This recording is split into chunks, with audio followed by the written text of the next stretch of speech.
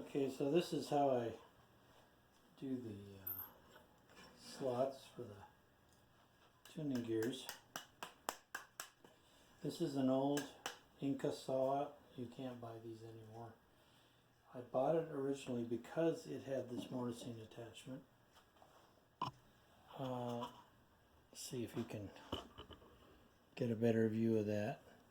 It slides back and forth. We've got a drill bit or a router bit over here, and got a hold down. I made a jig to always have the right height on this thing, and a little thing there to keep from destroying the already cut piece. Now this is the saw itself. It's an INCA 10-inch saw.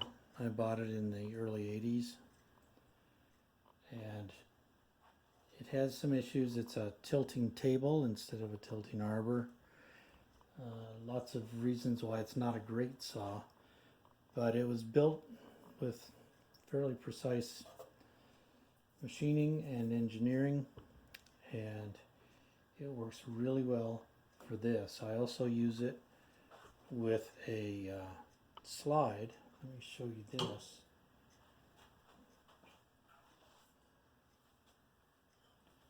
This is what I use for cutting fretboards.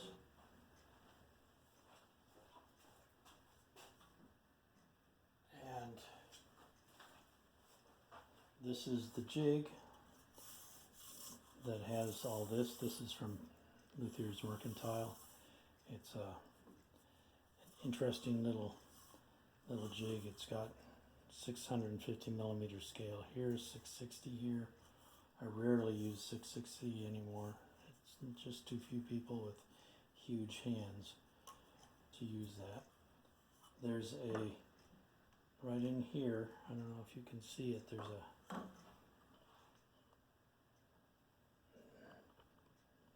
there's a little, let's see, right there, there's a small,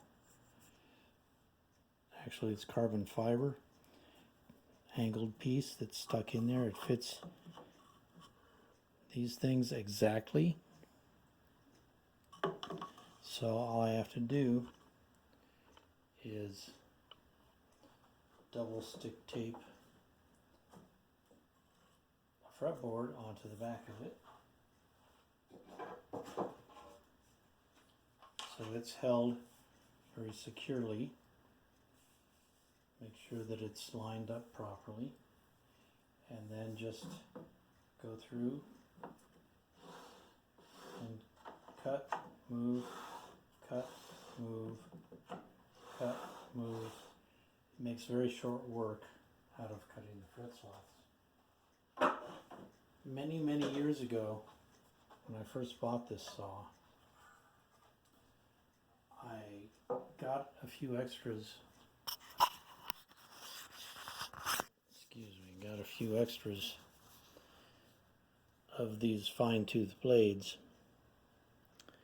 and I took it to a machine shop and had them mill the very edge down so that it's considerably smaller than the rest of the blade, and it works out really well for the size of fret slots. Now I originally had them do this at 25 thousandths of an inch. It actually cuts a little bit bigger than that because it wobbles a tiny bit, and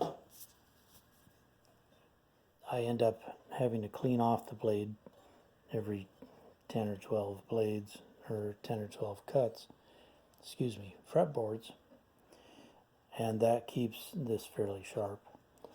It's interesting to note that a lot of what we see when we have a dull blade is actually a lot of pitch that's burned onto the blade.